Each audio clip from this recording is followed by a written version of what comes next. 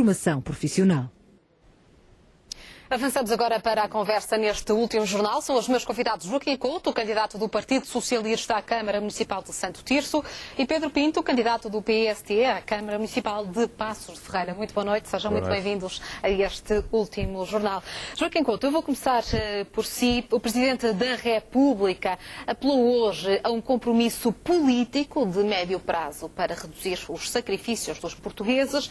Entretanto, António José Seguro já veio dizer que afasta a possibilidade de entendimento com os partidos do governo, que foi defendida por Cavaco Silva. Portanto, não vai haver convergência entre o Partido Socialista e o governo.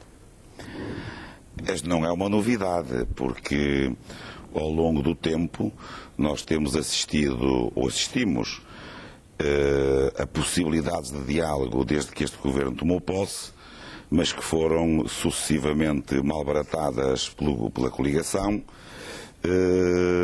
a propósito de várias matérias e a propósito também de pactos de regime.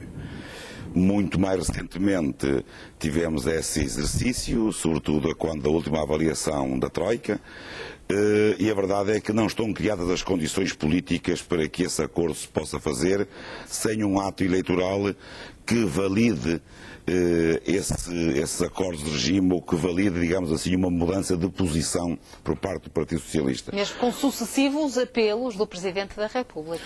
Mas o Sr. Presidente da República, neste momento, já não tem grande credibilidade para esses apelos, porque se colou inexoravelmente ao Governo na última remodelação governamental e na última crise política.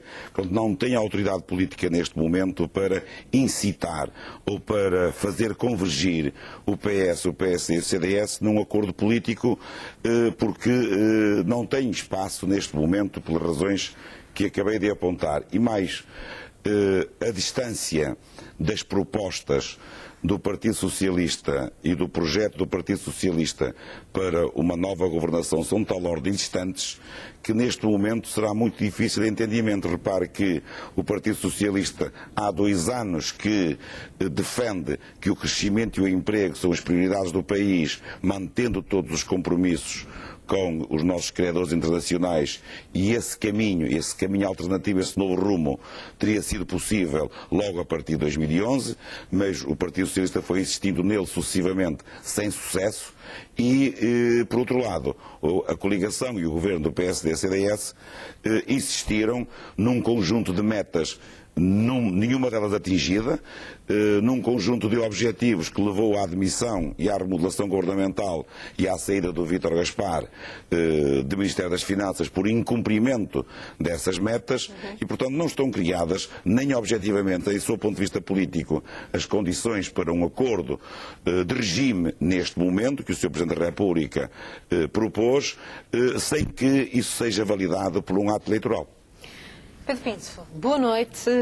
Paulo Portas continua a insistir na flexibilização das metas do déficit. Aliás, o governo português já fala de um déficit de 4,5% já há alguns meses, desde abril, segundo me recordo.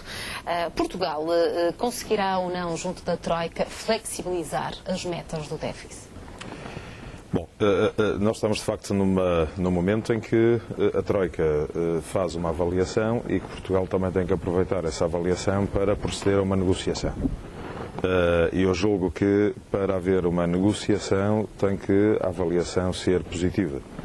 E por isso eu julgo que todo o esforço que já foi feito até aqui por Portugal e pelos portugueses fará e constará, estará presente na avaliação que a Troika fará de todo o trajeto de Portugal.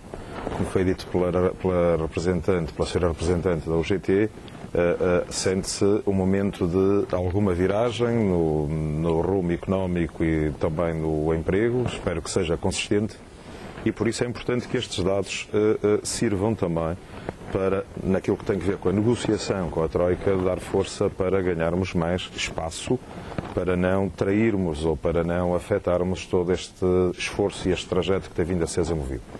É óbvio que, se por um lado dar mais folga para o próximo ano seria importante, seriam menos 800 milhões de euros de redução do déficit que estariam em cima da mesa e daria mais tempo também para a economia respirar e para continuar a tentar consolidar estes dados que têm surgido. E julgo que seria importante também para a esperança dos portugueses. Independentemente de alguns técnicos, enfim, de alguns financeiros dizerem que, enfim, esses 800 milhões acrescentarão mais 800 milhões à dívida pública, eu julgo que é preferível esse desanuviamento de 4 para 4,5, porque também é um sinal de reconhecimento da Troika pelo esforço de Portugal e dos portugueses e, por outro lado, um sinal de esperança que é dado a todos. E julgo que, dado o contexto em que nos situamos, em que também já ninguém acredita que a solução para este problema passe por eleições, a não ser no tempo delas, eu gostava de ver todos os partidos políticos mais envolvidos na busca de soluções, independentemente das diferenças que cada um tenha. Julgo que, independentemente estes apelos, vamos lá ver, estes apelos ao compromisso, não se pretende que todos os partidos estejam completamente de acordo com tudo, mas que contribuam com a sua parte para tentar também dar força a Portugal nas negociações com a Troika. Já vimos que por parte do Partido Socialista não vai ser possível esses géneros de conversas ou de compromissos políticos. Eu julgo que quando estamos a falar da Troika e da avaliação da Troika, tem que ver com um processo que começou há alguns anos e começou também pela mão do Partido Socialista.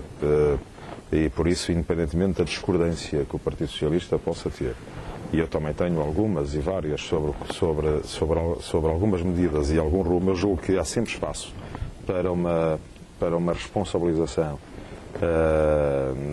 para um compromisso mais assumido com os principais partidos políticos portugueses, para tentarmos também transmitir não só um sinal de confiança maior para a economia e para o exterior, mas também porque, sendo o Partido Socialista um partido do arco da governação, certamente que se amanhã ou nas próximas eleições tiver que assumir a responsabilidade de Portugal, também seria, obviamente, condicionado por compromissos internacionais que nós não podemos fugir.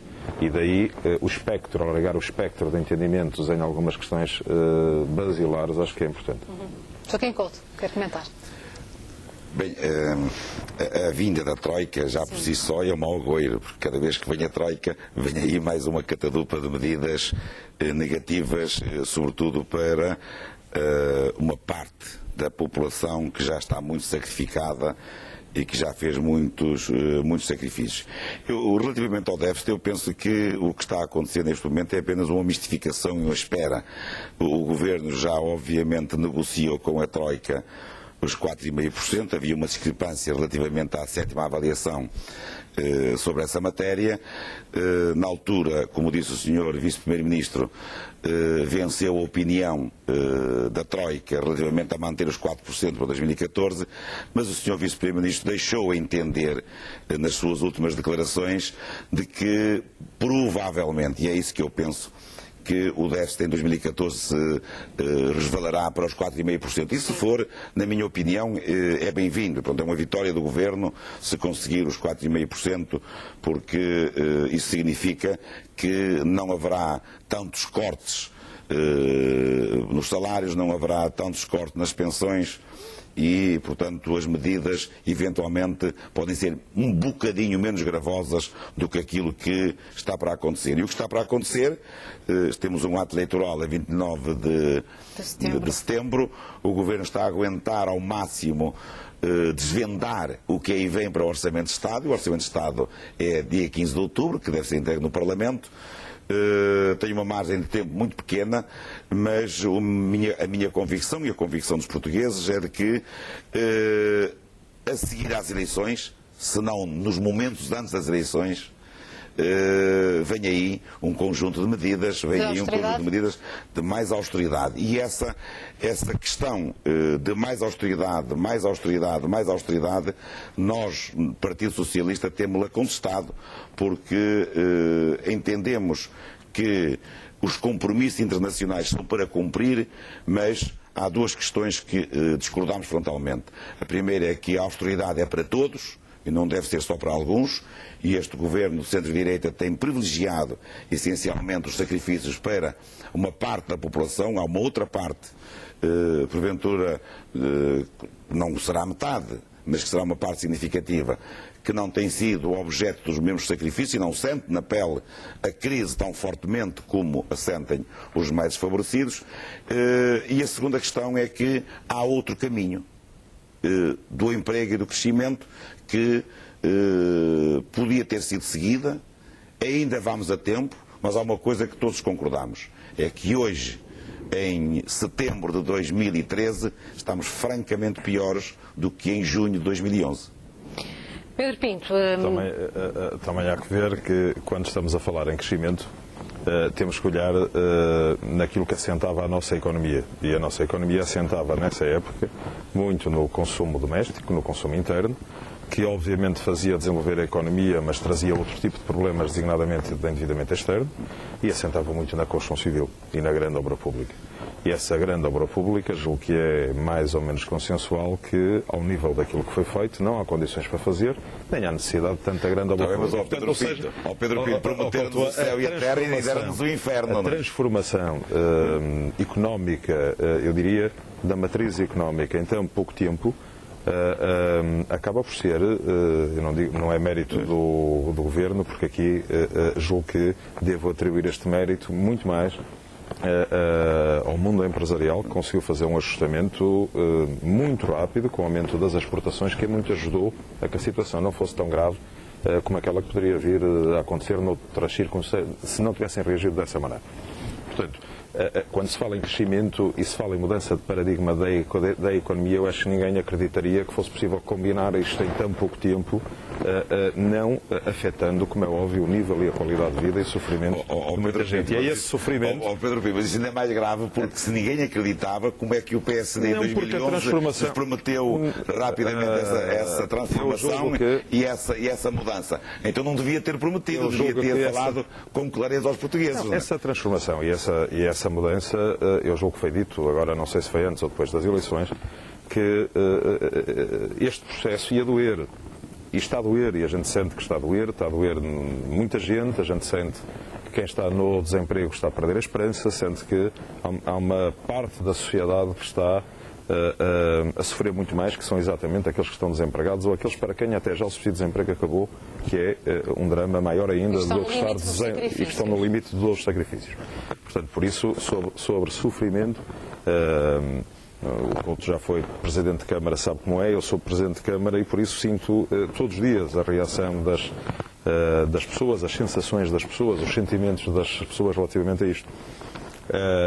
E por isso é que eu digo, quer dizer, quanto mais nos aliviarem, quanto mais a negociação for eficaz, quanto mais envolvimento houver de partidos, mais desanuviará. Nós temos defendido que seja tudo renegociado. Esse mesmo o mundo mudou, a Europa também mudou, concluiu-se que as metas eram impossíveis de atingir.